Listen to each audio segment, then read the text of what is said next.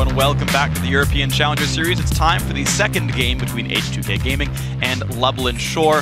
We had about a 32.5-minute win for H2K, who still look incredibly impressive. Yeah, right above their average game time by a couple seconds is all it took. So they, all throughout the Challenger Series, from what I've been seeing from H2K, they use Trashy, who gets the solo lanes going in the first 4 minutes, very tactically sound, very aggressive player. And I talked about earlier, they kind of take all their risks in the early game and then just sit on their retirement fund that they created for themselves. Yeah. They're just so freaking smart about it, though. Oh, yeah. Like, I honestly, more than like literally any other team, like LCS or even Challenger Series, like I've never seen like a better like first 4 minutes from a team. Now, you could argue it's their competition as opposed to like them being necessarily all that good themselves, but like they make such great plays. It always works out. They go for these dives that people don't expect, and you either have to ward way better against H2K or you've got to be unpredictable, because right now they're making these really high percentage plays that aren't getting punished that always pay off. And it's like, damn, H2K are really smart early game. Yeah, and you talked about it with the whole, everybody's doing the 2-0 lanes for a while, and then they just took it 2 steps back. Yeah. It's basically back to the 4 zeros. Exactly. If you're doing rock all the time, somebody brings out paper, you're like, whoa, whoa, whoa. Let's go back to scissors here. It loses to the rock meta, but you're on paper already. So. Yep. And it's smart. It's worked for them every single game. So and this is what I love about the Challenger Series. We're going to see this team more and more. It's a best of 3 here. You have one or two more games. You're going to see them play either NIP or Gamers 2 in the 3rd place or the finals match. You'll see them again. You'll see them in Series 2, assuming they requalify. Like, we're going to keep seeing this pan out. And if it keeps working, you know they're not getting lucky. They're just really freaking smart. So yes. I want to keep seeing this team evolve. And I want to see now what Lublin Shore does to adapt in Game 2. Yeah, you're definitely going to have to do something about... Oh, there's just too many members here. You have to do something about the cast in H2K. They're going to go ahead and ban that out themselves because they don't want anything to do with that. Respect it, yeah. Yeah, here's the thing, too, is they banned Braum first last time for H2K, showed that they didn't have... And they go back to it again. Yeah, they don't want Braum. They don't care about Braum right now. They don't care about jungle bans either. For the most part. They might ban the Lee Sin again, so Kikis doesn't have that because that's his most played and he's well known for his Lee Sin. Yeah. Throughout his entire career as a jungler, it's been his Lee Sin from start to finish. Trashy, on the other hand, he has a deep champion pool. Yeah. He's played the Vi before. He's played the Jarvan. You don't spread that many bans across junglers now.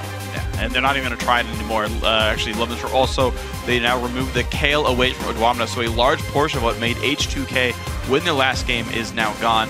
In terms of champions. Yeah. I mean, they're still great players. They're still smart. They banned out their skill. You can't remove the brain from Yarnan, but you can at least remove the champions they used last time and make them pick a new plan out here.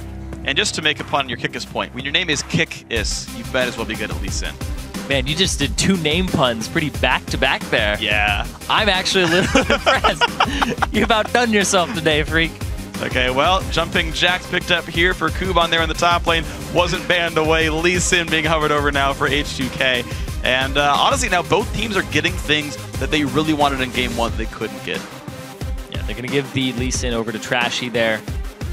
See what he can go ahead and do on that for his team.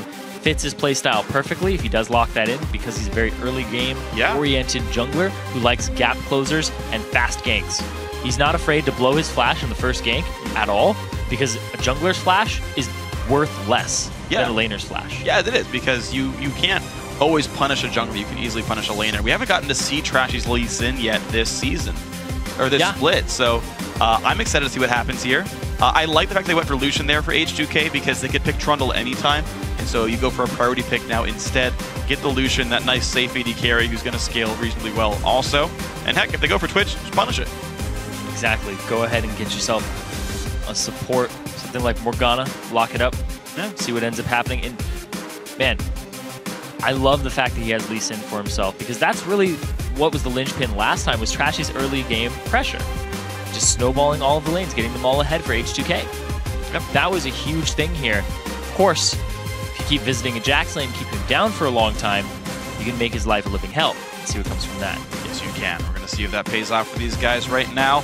It's the blind pick LeBlanc for the mid lane, so more contested picks. The Nami also wasn't even touched last time, but this time around, Livik wants to pick that one blind against support.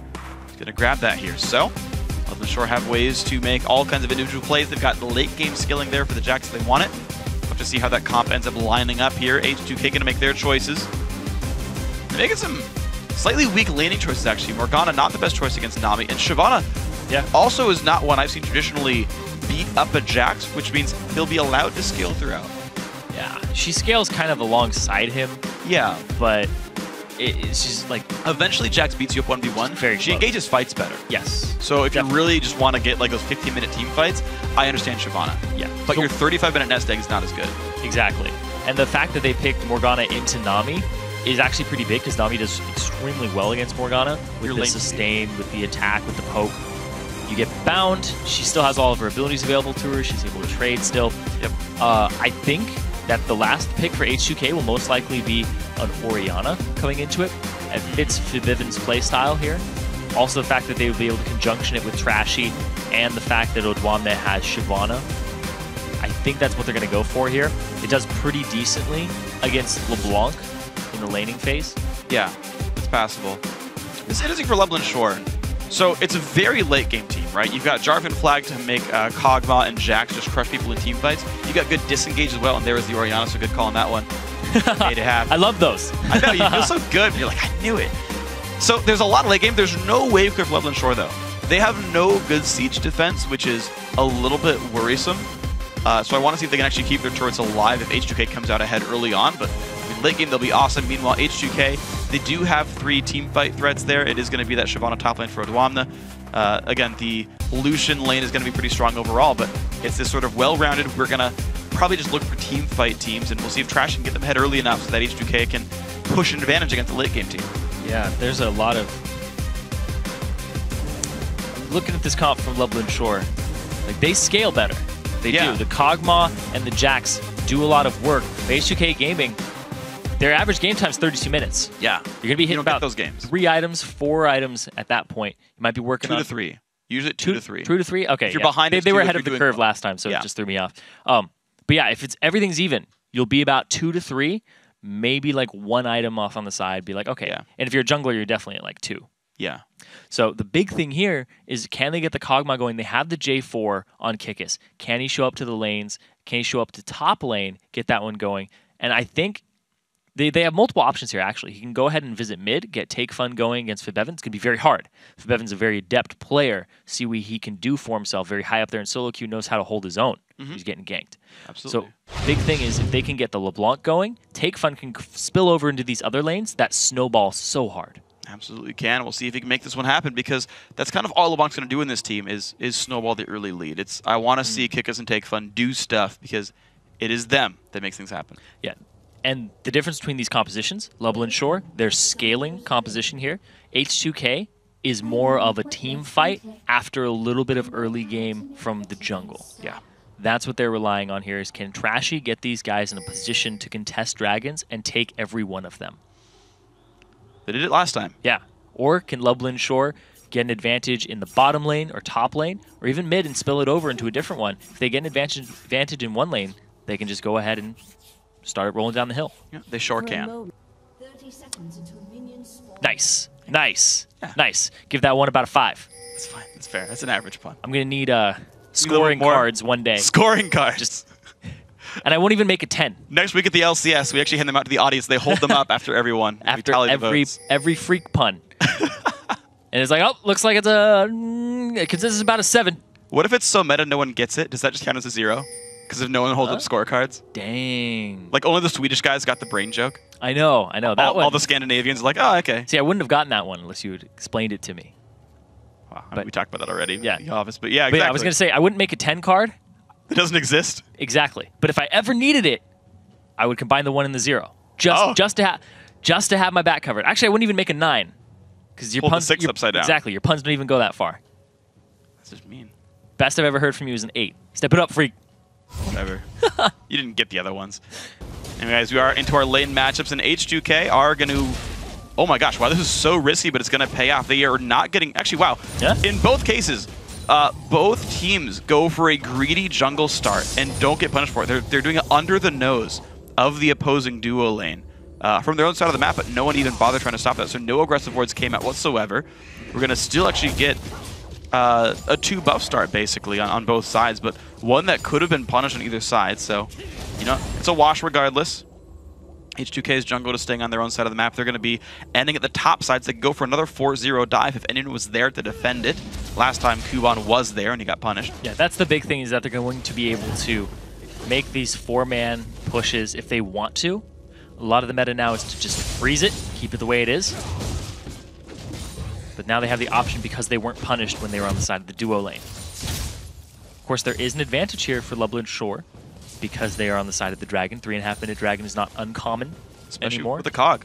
Exactly. Even though it's only 2% max health at rank 1 on the W, it's capped at 100 no matter what rank it is. And so by like rank 2 W, it's capped out anyway against dragon. So he gets kind of the most value out of that skill point early in the game. So a slightly faster dragon than you might expect. Yes. Always a chance there. AOD already making his roam down, but he's on top of a ward while doing so.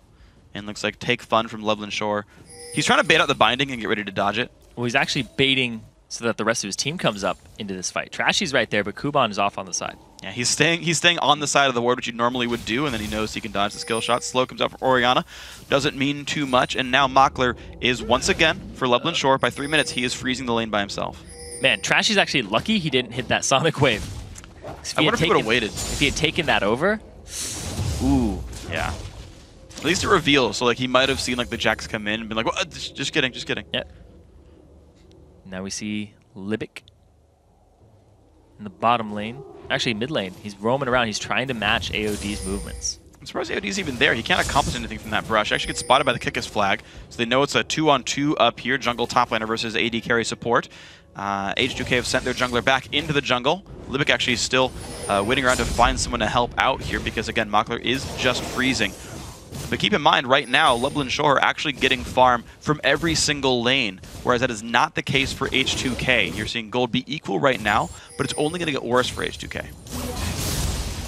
Ooh, good damage and take fun. Finds the root onto Fabiven, who does shield himself, and they trade close to equally. Health potions chugged here. Now there's 3 in the top lane for Lublin Shore, and they're just double jungling here for H2K. Trying to split that experience instead of having him go up against a cog on Shyvana. Yeah, this is actually a much... So I like that Lublin Shore, they've identified that H2K gets a lot of their lead in the first couple minutes of the game. So just play it like this. Play it to the way that you don't allow anybody to really just be on their own, where they can't hold their own. Yeah. Well, you got to keep in mind, though, MauKLR is thankful he's under his own turret with this one because Odwamna and Trashy do finally show up to shove the lane out and break the freeze. So now MauKLR has to see how well can he manipulate this next wave that comes in. Can he make another freeze happen? Can he still zone Odwamna out of XP? That was just in passing, too. They're just like, all right, double jungle showed bottom. Honorary jungler, Odwamna, come with me. We're doing wraiths. And that's what they do. There we go. Looking pretty happy for these guys. You're seeing him continue to clear out. The trinket wards, of course, pretty convenient for this one. They can keep tabs on that bottom side jungle. Buffs will respawn in about 1.5 minutes, and that is one thing to keep in mind. The smart teams play 1.5 minutes, 2 minutes in advance. They know this is the next objective. Recall, buy your items, get your wards down, be ready to go for that buff. So down bottom, the wave wasn't actually manipulated. He pushed it. So Odwamna is actually going to be in a good spot here. I think MauKLR's going to be close to Cutlass here. He might back off that, potentially. I'm unsure, but that could be the read for this one if they want to get back in time to contest for buffs with new items in the inventories. Libic has shown up to defend this one, though. And wow, AOD just not in the right spot at all. Gets taken down by the Roma Kuban, and first blood comes through. He was standing on a ward previously, so they saw him coming in. And we had Kuban off on the side, and now Lublin Shore, they group up for this dragon. First dragon of the game, 6 minutes in. You can't really contest this when you're down in numbers. Excellent play, though. H2K, they're AD carry without teleport, of course, in the top side of the map, so Lublin Shore groups everyone on the bottom side, and that's why he actually shoved the lane. It wasn't to buy, it was to get the wave out of the way so that they could easily take dragon, not let Odwamna roam out. And it was awesome. So Lublin Shore look much, much better now. They've made great early game choices. Extra farm on their champions, an extra kill, an extra dragon. This is good. And now we see the buffs are going to be respawning in just a moment here. The handoffs of them, and basically the honorary dance of the dragon has ended. Now the game begins. People start going into their lanes, start pushing them up. in getting whatever little advantage they can and actually fighting their lane opponent instead of the chess match that happens in the very early game. And it's going to be the underfarmed junglers, underfarmed top laners against the much larger AD carries is the dynamic here. And mid laners. Yeah, sure. Of course, relatively, sure. AD carries are bigger than they would be normally on 2-on-2 lanes. Mid laners, as strong as they would be, but relative to opponents, yeah, they are bigger than a top laner is right now. So extra weight on Forbidden, Yarnan, Take Fun, and Mockler here. See if they can do anything with that. Of course, Mockler's done very well. Helps his team get a dragon. And now this bottom lane turret taking some damage. And zoning off Odawamne. This bottom lane turret, very, very low. It's going to go down this wave. And they'll actually do the perfect... Oh, yeah, they'll do the perfect freeze of it, except that some of the minions have taken some damage. Yeah, the minions taking some damage, although they're getting a little bit better focus from the minions. We'll see if it does push out anyway. Forbidden and Take Fun again in a battle, but the left-hand side of the map, there is some action coming in there. H2K just outnumbering the opposition, and so Kikis has to be pretty careful here. Kuban as well, but you know what? 3-on-2, they're not getting any major damage down. Going for this turret, trying to see if they can get it. Actually puts Lublin Shore an entire turret up. Take Fun looked like he was going to roam top. Found himself the pink ward. And right now, really just Lublin Shore looking a little more coordinated than the last game, for sure. Absolutely. H2K not getting the early aggression that they wanted. And that's actually what this team looked like. It looked like Lee Sin was going to look for something early, but when you lane swap it like that, you really can't do anything. And then this team is all about the team fight. But they gave up AOD before the dragon, which means they couldn't even go in on that. So now, Lublin Shore have set themselves up with the scaling team composition they picked with Kog'Maw, LeBlanc, and the fact that they also have Jax. If they just hold on and just outlast H2K, and just kind of create this gold lead that they can expand even further over time by zoning and having potential, then they can start running away with the game, whereas H2K, they need the fights. Exactly. This is kind of the funny thing about having these really early game focused junglers who can't, like, Lee Sin can't super force things pre-6 like a Jarvan can. Like, you can land some damage in, like, a mediocre slow, but, like, you don't have an AoE knockup, right? You don't have, like, a hook like your Nautilus or something like that. So you don't, like, you're an early game jungler who can't really force plays in lopsided situations. And so that pick kind of doesn't do much in these 2-on-0 situations. Right? When you're in these lane swaps, early game power means a lot less. Individual playmaking means a lot more if you can force things. And so it's really more about what does your team comp do, because these guys won't interact for the first 10 minutes. Not much, unless you misplay. Yeah. So Dragon's not up for about another 3 minutes, or 2 minutes here. We'll be up about 12:40-ish. So Lublin Shore, they're just getting deep vision right now and seeing if they can keep tabs on Trashy, because he's been the one who got them their early game lead last time. And now they're finally going to actually even up the turrets in the top lane. Yeah, there we go. That finally does go down to the resources spent there by H2K in the attempted gank there. The ulti coming in. Forbidden forced to lose his flash, but the bubble's going to land as well. Big damage coming through. Exhaust on as well. One more hit, and the kill's picked up actually by Libic, thanks to his auto attacks there. And that is Lublin Shore finding their second kill and some time in the mid lane. Yeah, it's the second time they've gotten a kill in that middle lane. And now they're going to get this turret, do some damage to it. At the same time, Trashy is here. Man, a big part of that is just the gap closers early. Saw the distance that was covered there by Kikis without even the use of flash, blowing Forbidden's flash, and also getting the kill for it. Just really well played there by Kikis. I guess Jarvan's doing really well in this series. Yeah, he is. I mean, Jarvan's been awesome. He's one of those underappreciated champions, and again, the fact that he can he is helping. The fact that he can force things, though. Yes. Like, he is one of the best force gankers in League of Legends, and I think that's an underrated trait that people haven't respected in a little while. Like, everyone was tunneling on, oh, who can fight the other jungler the best? Who can invade and fight that guy off? But that's meaningless right now. People are realizing, you know, counter jungling is a team effort. And you know, getting rid of the champions in the lane because you can force ganks that other champions can't allows you that extra numbers advantage. Absolutely. And when he blows even just a flash, it comes up big on the laners and gives them an advantage. And now, Dragon's not up for about another minute, but we'll see. Everybody's setting up. Now they're going to go ahead and place the long wards and get themselves this long-lasting vision so that they can see H2K coming into the Dragon. They got the previous one. And now looking for it. Man, both teleports up. See what ends up happening here in this top lane. There is an advantage for Odoamne. He just backed and got Sunfire Cape for himself. He's a little stronger in this team fight. And the big thing here is that H2K have been waiting for the Dragon team fight. Last time AOD got caught out, it was unfortunate for them, but that's their ticket into this game, is their team fighting composition and the shockwaves from Forbidden. That's what they're looking for. Lublin Shore, on the other hand, they want to scale, and the Dragon helps them scale. Yeah. If they can keep making individual plays like Kikis has been, that's all they need to buy the time. Yeah. Here's the thing, too, is they don't really have vision on Dragon for H2K. It's just been denied by Lublin Shore currently. Here's a teleport, though. H2K wants his battle. Bubble's going to hit. Odoamne nicely done there. Trashy's going to land the Q, though. Flashback. Kicks Libic back in. Extremely well played. That's a kill picked up. And there's the Dragon attempt. There's the facilitation there by Trashy again, coming up big for his team, getting the pick before the Dragon fight. Kuban, he's teleporting in now. This is so risky. It's a 4-on-5 for Dragon. Spike comes in. H2K gets that. He's forced to flag toss away. And that is not exactly the right use of teleport necessarily. I don't know why they thought they could fight that. Yeah. Kuban could have gotten a turret. Didn't go for it. Instead, goes to try and help his team. Doesn't come a big... Oh no, Mockler is on the wrong Shockwave. side of this fight. Shockwave's going to push him against the wall. Still damage comes through. Trashy forces the flash away, but lands the Q in the fog of war. And Mockler... Oh, it's so close. He's got no flash. The Q's coming up in 2 seconds. Does he get the dodge?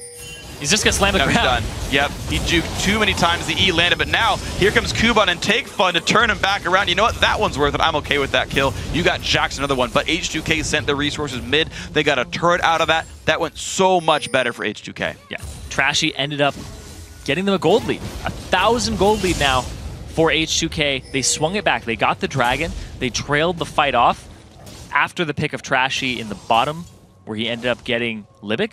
Goes after Mockler, the other half of that duo lane, chase him all throughout the jungle, and the rest of the team of Lublin Shore go to his rescue. They get a kill for it, but they wasted a lot of time that they could have spent middle, and they lose that turret. Yes, that was rough. So H2K making a lot of good choices there. And the fact that Lublin Shore wanted to answer, they kind of wanted to fight fire with fire. They wanted to answer a dragon with the dragon contest instead of answering a dragon with pushing top there. And it ends up giving away an extra kill and an extra turret on this one. So H2K, they've made the right choices mid-game. They couldn't force anything early. Kikis made awesome plays to start the game out. The tower dives, everything was good, but now it's getting a lot worse. When we talk about Lee Sin, we talk about how he has so much early game pressure because people are just now hitting like the level 8s, the level 9s. He's still in that early game area for him where he can still make these plays. And then his later game is basically what he just did. Just to kick back into the team, that's all he needs to do, and he did it perfectly there. He got the support out of the picture. Basically, if you lose your support, you lose the Dragon has been the story of this game so far. Very true. It's made it a 4v5 for sure. So Mockler trying still to scale up. He is going Trinity Force Kog'Maw. He's going to try to kind of buttress some of his weaknesses as a immobile, squishy AD carry by getting some extra health and mobility on that one. A little bit of burst on that build as well. See if it pays out for him. It'll lower his auto attack damage slightly, but that's fine. H2K, they do have the Bloodthirster already done here for Hjarnan. And Blade the Rune King now for Kuban. Sightstone done for Trashy. Ready to hop around people. You see how much more farmed he is than Kikis. He's up a Sightstone and boots. Even though Kikis got, you know, his first taste of kills earlier, the fact that Global Gold is now H2K's, the fact that, honestly, Trashy's farmed very well. Oh, Dromna's farmed really well on top of that. 105 CS compared to the 82 of Jax. Some impressive stuff. Happened last game, too, where Odwamne was up in farm. Oh, he has his kick. He's going to go for it. He ward hops. Nice flash by Living, keeps himself safe, but even still, that is a flash lost and turret pressure gained. Bottom lane outer will be going down, and Forbidden shows up just to help in case something happens. Take Fun off on the side. They're going to lose this turret. But yeah, it's so difficult to fight against this team fight composition that has some pick integrated into it. Like for Bevan, his Orianna is typically, I'm going to sit around, I'm going to farm, and then I show up to the fight Shockwave and everybody's chunked down to half HP. And at that point, it's just cleanup crew. Gotta say, it's been really good plays now by H2K to turn themselves into a good spot. Take Fun tries to make plays. Good shield there by Forbidden, keeps himself from taking too much damage. And now we gotta see what's next for these guys. They're actually still, I would say, in a really good spot overall as a group. Since Triforce still not done for Cog, means Mockler is not very scary just yet. The double Sightstone means they're gonna have a lot of ward control as well, and they can play for buffs, I think, pretty easily. Only 2 sweepers so far for the team. Actually, AOD hasn't switched to sweeper yet. I think that's on accident, but he's staying with the trinket droppers so far. I'm trying to duel him there. See that the ward is also in that bush, in the tri-bush. Both junglers now top. Here's the thing, though. More combat stats on Trashy. That is a danger here. Not to see Odwamne is a little bit lower in the HP department. But he wants to fight. He doesn't know that Jarvan's waiting in the wings as well. Not giving the respect that Kikis could be around. Oh, Take Fun's coming up because they ended up seeing AOD for just a split second. Oh, they pinged him. They pinged that he might be in that brush. Kuban's going to face he kicks him into the turret, though. Here comes the jump in, though, for Jarvan. The stun and trash. He's going to go down, not respecting that one at all. Well done, Lublin Shore. They've got control over the top lane. And the roam from Take Fun, just in time there. Absolutely excellent. So here we go. Bot already being pressured up by Mockler and Libic. Top lane going to be going down, and LBS going to find their way back into this game. 700 gold difference is not bad at all. Not at all. It's just been neck and neck all game, just teeter-tottering back and forth. And I want to touch on the Take Fun roam. It wasn't pinged out from Fibivin or H2K at all for the most part, which would have signaled H2K Trashy to just get out of there. Trashy, this game, he's taking risks, and some of them are paying off. Other ones are just being way too aggressive. Fibivin, though, looking at this bottom lane, he has Flash. He uses it to get over the wall. I don't know if that's going to work, though. He's trying to force Isha to buy time for his team, and just the Flash traded away is, you know, it's a trade of summoners, and realistically, it's fine for Lublin Shore. They'd already pushed back Yarnan there, and this is looking great. The Kuban, by the way, on Jax, has 3/4 of his team's kills. He's not getting CS, but he's massive. It's really big. The scaling team, like I said, you just have to go even with H2K right now, and then show up to fights and be like, oh, we picked these champions at Champion Select, and you didn't punish us for it in the early game. Well, hopefully you can team fight better or catch people out, because that's going to be H2K trying to win the fight with an Orianna Shockwave. And like we saw right there, all you got to do is flash as Kog'Maw. It does nothing. Exactly. You just get away from it all. And, of course, with those spells traded at the same time, it's going to be equal flash timers as well, but you still got to be worried about the fact that you've got the ball delivery system, right? You've got Shyvana Orianna. That is scary, but right now, Kikis tries to make the play in Fibivin, can't quite do it. Ward coverage is still good. Kuban TP's in, though. These guys want to fight for Dragon, but it's, again, too late. H2K claim it. They go quickly. Libic is around. They want to kind of force this battle there, but I don't know if that's going to be exactly ideal. Fibivin does go down, though. They trade Libic for it, so 1 for 1. He gets a and slam. He wants to fight this anyway. Kikis is there. 4-on-4. Kog'Maw safe in the back lines, dealing incredible damage, and Trashy goes down. Odwamne forced away as well, and Lublin Shore are finding these fights. Kuban flashes in, gets a 2-man stun, goes for AOD. Morgana ulti pop. Kuban will die for this, though, over aggression. Kikis forced away as well. Take One tries to make the plays. Mockler's still around. Yarnan's gonna go down. Excellently played to chase that one out. And once again, Lublin Shore find the right thing to do. And the H2K end up 2K ahead right now in the game. About 1.5. The teleport coming out here. They get Fibivin. His flash is down at this point because he traded it for Kog'Maw's, and they immediately pressured him. We saw the Kikis tried to go mid lane before this fight even started, thinking he wanted to Cataclysm the Orianna and get him out of the fight.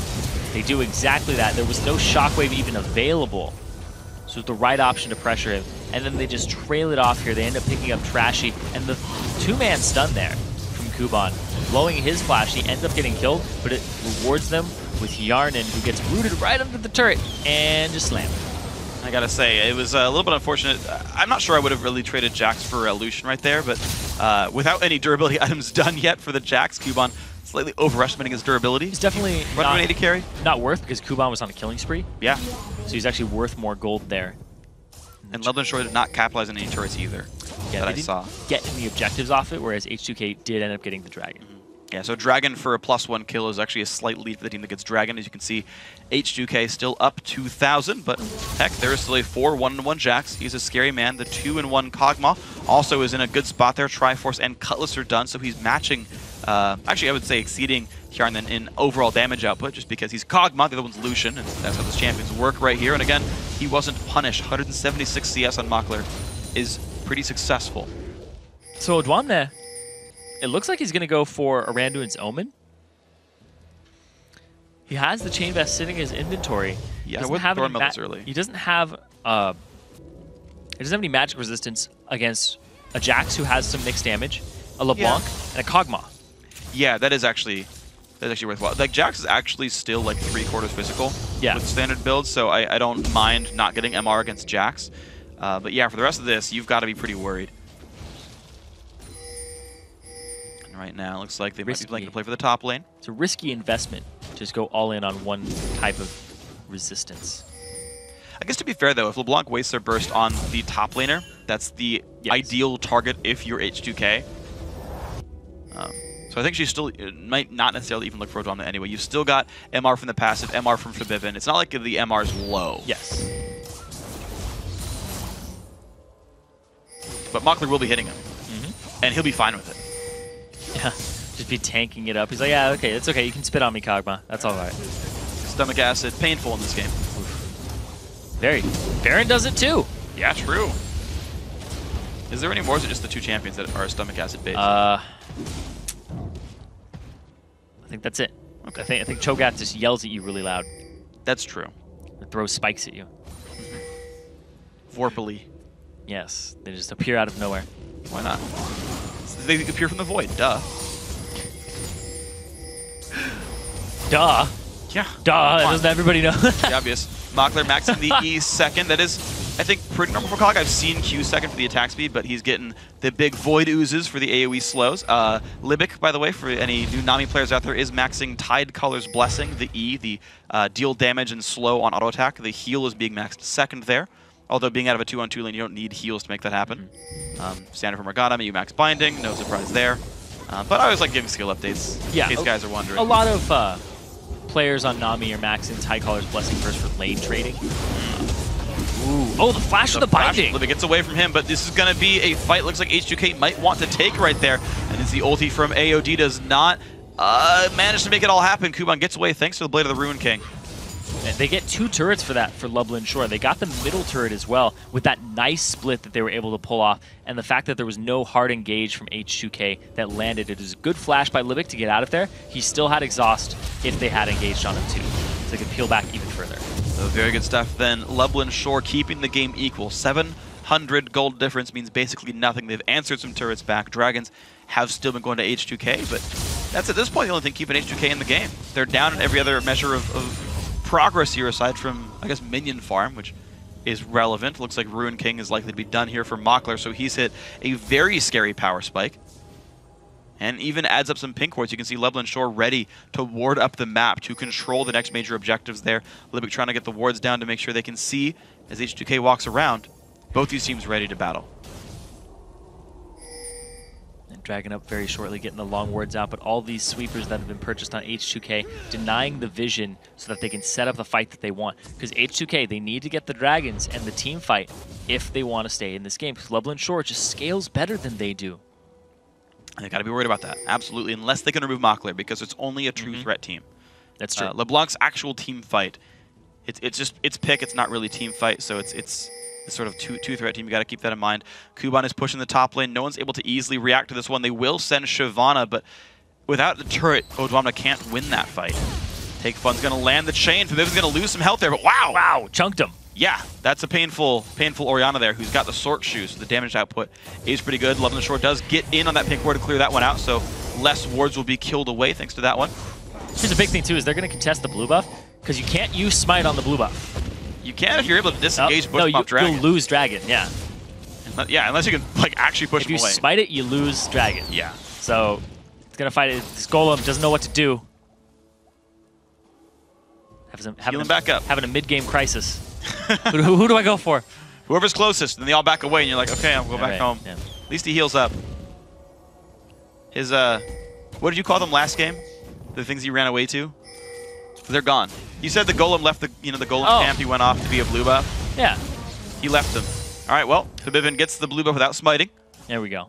So that's the person they wanted on. Yeah, he ran away from the other Golems. Yep. And now he's by himself, and now he died. That's what you get. Good job, blue buff. Ooh, binding does hit Take Fun, but he's reasonably safe. They're going to go for it anyway, though. Big damage comes through. Flash is not enough, and he goes down. Dragon was claimed by Lublin Shore, though, on the back of that one. They're going to stay safe. It's actually an advantage there for Lublin Shore because they got the Dragon. They now have a 400 gold lead. And we said it earlier, 1 kill for Dragon is definitely worth it. Take Fun on an assist spree, but here's the thing. It's 4v5 with Smite down, and H2K are running towards there. And these teams spent so much time getting coverage over the bottom side of the map. There's no wards right now. Kuban coming around to flank. 13 seconds still until they have LeBlanc. Ooh, they're chunking it down pretty quickly. Very low on health. Kikis might not have Smite up in time. They're just burning this thing down. Can they get the battle in time? Smite's up in about 4 seconds. The wave comes in. There's the battle. It's picked up by Kikis without Smite. He got it with the Q, and 2 kills come in. Lublin Shore crushing this battle 2-0 so far, even despite a 4v5 battle. A 3rd kill, a 4th kill. H2K get crushed at Baron. They go 4 for 0. They lose the Baron 2 to Kikis. And now, Lublin Shore with the scaling team can just sit back. They have the Baron buff. They're about 8,000 gold up in combat stats. We see Kikis coming here. Trashy smites now. And then he ends up getting it with the Q. Straight through it. Ends up big there. Trashy, he goes after Mockler, kicks him back into his team, but he's already dead from Kog'Maw. And they just trail this fight off and come up huge for Lublin Shore, turning around on the tournament favorites, H2K. Oh, excellent play there by these guys. Lublin Shore, 5,000 gold ahead suddenly. What a fortunate turn of events. Of course, again, great play by everyone involved to make that happen. But now, you've got to be really worried when you're H2K here, because Lublin Shore have, honestly, you know, we said at the end of the last game, H2K have been built off of making great early game choices. And from there, they're just too far ahead for anything to happen to them. Their mid game was good for H2K. They got dragon after dragon. They generally fought pretty smart fights, but Lublin Shore the entire time knew what their game plan was. They survived the early game, in fact made some great plays early game to get kills and relieve pressure, then said at some point, Cog and Jax turn on, and that point has happened. Yeah, at that 3 item now from Mockler, after getting the attack speed item, see now he can stack on those really hard hitting ones that just are multiplicative off of his attack speed and his range too. The fact that he can be so far in the back line, and Kuban is going to be at that point where he can't be dueled right now. No. He's hit that power spike for himself, whereas Take Fun, honestly, wasn't involved in that fight at all last time. Nope. He's dead, sitting on the sidelines, respawning. They get a Dragon and a Baron back to back, and now they can just farm these lanes, cause a ton of pressure, and make very calculated, very drawn-out decisions if they want to. It's looking very good for the squad right here. Lublin Shore looking very happy. We'll see now what else they can do. 0-0-8 on Jarvan. He's doing just fine. Kikis has made all good choices all game long. Trashy honestly has not found his way in. Sub 1 KDA this game. The playmaking has been pretty sparse. He hasn't gotten all of it. Kikis is, I was wondering, but he has maxed his flag second. He's there to be the supportive attack speed buff for the Jax and the Kog'Maw, saying, you guys kill everything. He's less tanky, but it doesn't matter. He still hasn't died without the shield. Now they're going to go and push this turret. Throw a standard down too for some attack speed. Destroy it. Now they're going to be pushing this one straight out. Actually, the flag does make you a little tankier when you level it up. Yeah, I mean, you get 3 armor per point. I was just thinking about it. I was like, oh, yeah. I mean, 3 armor versus the shield is a pretty yeah, the shield is huge when you hit multiple people in it. There we go, though. Now the inhibitor turret under fire in the bottom lane, and H2K don't have an easy way, and they're fighting a Baron buff and a team that's pretty darn good at disengaging. Take Fun just like, I'm going to stroll inside your base for a second, and I'm out. Yep. Flexing his muscles. Didn't want that one after all. Just Block's been lifted. Ward sweeping is the attempt there, H2K. They've not gotten a pink ward down by those trees, so it's actually, they can't repeatedly kill those wards. They have to use a sweeper every time. I mean, at some point, Sipson's run out of charges, but still, it's Take Fun looking for the attempt. Get some damage down, AOD down to half HP, despite the Black Shield. The slow and steady siege for Lublin Shore. Now, top lane's pushing in back towards Lublin Shore's base in about 3 minutes. Someone should probably take that farm. We're supposed to let it build up forever. So right now, they still got some time to push down in this bottom lane. You're seeing Mockler with the W active is able just to get some damage from out of range. He's able to safely disengage. Libet could always put the wave down. Baron stop the way in. Just expired right now. So if H2K wants to pick a fight, this would be the time to do it. They might get some more damage down. These guys still have to be careful. The shield's not coming out quite in time for Hjarn then. Yeah, Mockler, we talked about it at the very, very start. That Mockler and Libet, that combo, is how Lublin Shore are going to win this matchup. But a lot of this has been facilitated by Kikis in the early game. Getting Kuban ahead, getting Mockler ahead. Take Fun has been showing up to the fights. He was a distraction one time. Yeah. His death gave his team Baron, basically. Yeah. Well, it literally gave them Dragon, but it baited the other team to give him Baron, so hey. Gotta say, that's a worth of death. And a 4-0. That's what you say planned in all chat, by the way. Oh, yeah. Calculated, actually, rather, is the term we're used here. They're just taking this lead, though, because Loveland Shore just has so much control of the map now, with a 7K gold lead coming into this. Dragon's up in a minute. Baron's up in 2. A lot of options for them, a lot of ways that they can set up for these. And they have just all this free space. They can set up the wards they want. Low chance of being picked off currently. We got to see what the move is for Loveland Shore, because there's so many they could make. Well, the siege didn't work. They had Baron buff, and H2K held the siege very successfully, so that was impressively done. Udwamna still getting picked on by Take Fun. You're seeing that game plan is working. Of just get the harass down, find ways to make it happen. There's the bot lane fight that the Vivin not happy against Kuban. Slows come out, the flash as well. The pick seemed to be the play there. Udwamna forced to jump over the wall. They won't chase that one down, but it's a 5v4. They could go for this turret. They lost their AoE initiator and their ticket back into the game for H2K. Loveland Shore, they're going to take the inhibitor and the inhibitor turret. Wow, this is good. Dragon is back up if they want it. Inhibitor turret do fall down 33 minutes in. They can back right on out and grab some more global gold for themselves. Straight to the Dragon. Yeah, it's a good choice there. They're taking the intelligent measured objectives, and again, there's no clock on them. It's not like they have to rush to close this game out. Taking these smart, measured, objective-focused plays is the right play, because you can always fall back on, well, we're taking some time, but it's cog and jabs. Yeah, and H2K, talked about it, 40-minute is their average game time. Loveland Shore. Oh, sorry, Loveland Shore. Yeah, sorry. Just a misspeak, I know. Yeah, sorry. H2K's is 32. Loveland Shore's is 40. Thank you for that. Yeah. So yeah, they ended at about the 40-minute mark. So if they can stall out there, and this is very indicative of their playstyle too, get these late game champions, get them scaling, get them into that part of the game where they typically win, and they're right on par for that. Yeah, they're doing a freaking great job with this one overall. So Take Fun removes the top lane wave. That's going to start pushing in towards the base, and of course, Baron coming up fairly soon. Something to be concerned about when you're H2K. You can see they don't have good ward coverage. They have wards over the wall, no pink wards down, no real way to contest. They're afraid right now on the map. And I mean, good about H2K not to face check and die, but it means that Loveland Shore kind of has the room to make whatever plays they want. Yeah, it's a huge gold lead here. It's approaching the 10K for Loveland Shore. Baron just came up. They put down these pink wards all around this area. They have another one on Kickus available for when they do want to go for a different area. They've got two smart using the Pythagorean theorem there to go after taking the long way around. Why not? It's all right. They're doing well for this one. The sweeper is also being used, making sure there's no ward coverage left. You're seeing a lot of pings from H2K saying, you know, this is where this team is. They're all along the river. You're seeing mid lane get pushed out by Take Fun. Kog'Maw's going to do this so quickly. Absolutely, especially with Jarvan. He's saving the E because he wants people to initiate a fight if that happens, even though it would speed up Baron. You're seeing Trashy show up. He's going to go for it. Steal. Of course he's going to try. The damage comes through. Who's going to get the smite on this one? It's still losing health. Kickus kills Trashy and then claims Baron right after. Loveland Shore looking great now, 5v4 with a Baron buff. Baron actually went to Mockler there, and Trashy's flash didn't even, smite didn't even get off. Yeah, well, he died first, then Kickus just smited after he went down, and Mock got the last hit, why the heck not? But this is now Loveland Shore's game to win, 36 minutes in. They're going now towards the second inhibitor turret. That's going to drop the inhibitor now also under fire, 15 seconds of 5 versus 4. Their second Baron buff of the game, and they have made it well inside the base.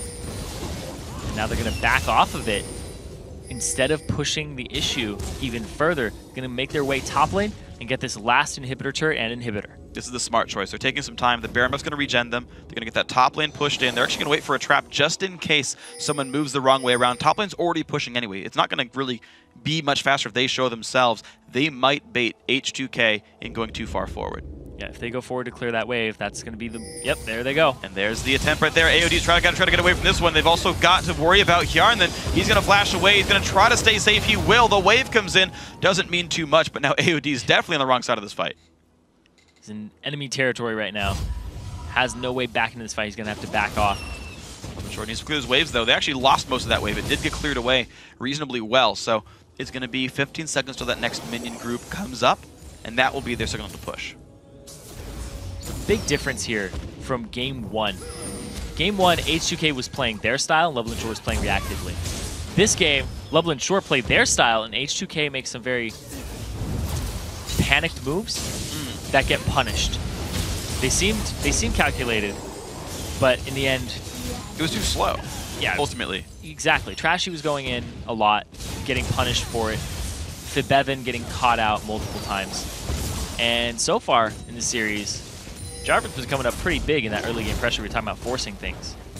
Look at this gigantic minion wave now inside the base, pressuring the turrets. This gives a lot of room for Loveland Shore to go for the 5v4. Kickers doesn't like taking the turret, but he's going to for a short time. AOD walks forward. Honestly, this is safe if Loveland Shore just goes for this fight. They don't need to wait too long on this one, but they're giving so much respect to Orianna, so much respect to Morgana there. Bottom lane turret does go down. They're actually waiting for Kuban to make the play. There's the flash engage. Makler flashes out. They can't get anything else for that. One turret goes down. The second one dropping down to Jax as well. He's going to claim all this. Trashy actually falls during this fight, and here we go. Kuban survives. One member already dead for H2K, and they're inside the base. Nexus is available to hit if they want it. They go for inhibitor number 3 right now. Kikis still removing the minion line. Their take pun's got to be a bit careful. Dragon form used, and the kill's picked up by Odwamna. It's 4v4. Kuban can recall back and teleport back with full health. The Nexus will just go down, and we're at 1-1, 38 minutes in. Incredibly well played, Loveland Shore. 2 minutes faster than their average game time there. Loveland Shore played their game with the scaling, and they got the early and mid-game lead. Basically, they were just sitting neck and neck for a very long time, and it just blew up there. That dragon into the Baron was huge. The fact that the smite was missed by Trashy was the entire game right there. And then the fact that the team fight afterwards, even though H2K is a team fight focused team, right? They wanted to go for these 5v5s. The LeBlanc's gone, it's a 5v4. Even after you lose Baron, it's like sometimes the team steals Baron, but you kill 3 of them back. It's like, well, it's a 4v5. You pick Baron because you're going to win that fight. Like, that's why you go there in the first place. They ended up going really hard on that fight, too, for H2K. Once the Baron was stolen, they're like, all right, looks like we're fighting 5v4. Go straight on to Makler, try to kick him into the fight. They still end up going 4-for-0 on that, despite having a numbers advantage. They lost the Baron. There wasn't a LeBlanc in that fight for a large portion of it. Any of it. Yeah, any of it at all. And they still end up with the short end of the stick.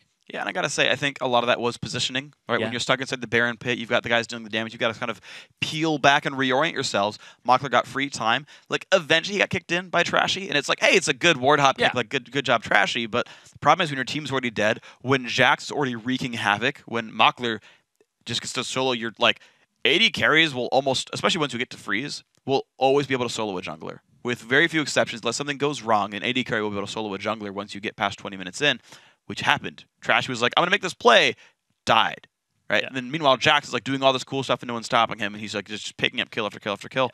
Loveland Shore was awesome. Kuban, 7-1-4 that game. Yeah. Coming up really big for his team. He got early kills on Jax. I think he was like 3-0 for a while. He went 4-1. 4-1-1. Yeah, when he ended up dying for the first time. Really, really big there on Jax. I think they're going to go back to banning that, because they've been banning Aurelia away from Kuban. Might want to think about banning his other carries. Yes, that was he was painful. A big part of that too. Kikis, you show that if you take away his Lee Sin, he still played Jarvan, just like Trashy played Jarvan. Very big facilitator of the team, forcing things, flashes out, forcing people to make misplays, and punishing people in team fights. And I actually wonder about Jarvan, because like you think about just like the jungle meta in general, right? And the fact that people, once a champion gets introduced, they all realize it's really good. Like, Evelyn didn't exist for a while, and then like you saw guys like Diamond and even Claky D in the North American LCS last year were like, Evelyn's good, guys. People were like, you're right, she is really good. We should be playing Evelyn more. And like when Nasus came around last season, people were like, oh yeah, it's a champion we could jungle now, right? Like, Jarvan seems to be like, in what I've seen recently in the competitive scene, Jarvan's freaking great. Yes. And no one's prioritizing it yet. It's like, get the Lee Sin. Oh, but Lee Sin doesn't do the things that Jarvan does, especially in 2-on-0s. I understand Lee Sin in the 1-on-1 lanes. It's fine. But at least half the games have been lane swaps, and Jarvan's doing more right there. This game is about hyper carry top laner AD carries, and Jarvan does more there, right? You're playing a bunch of immobile AD carries like Twitch and Kog'Maw, and Jarvan does more there, right? Like, how long until he's the top tier pick? People are like, you know what? Actually, that means more. I think he's top 4 right now for sure. I think he's always been top 6. Yeah.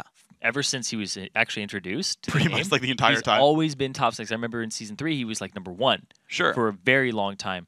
But he does more with less is a big thing. And the fact at 4.9 you don't get as much experience in the jungle.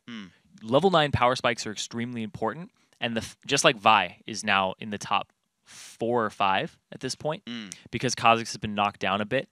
and his power spikes are like level 11 off of evolutions instead of level 9. Yeah. Whereas Vi, max Q, you get 2.5 second cooldown off of each portion of it every time you put a rank into it. So level 5, you're sitting around, you're like, oh, I can get 2 Qs in a gank. Jarvan, same thing. Level 5 of his Q, he can go ahead and use it twice on the same standard. 6 second cooldown.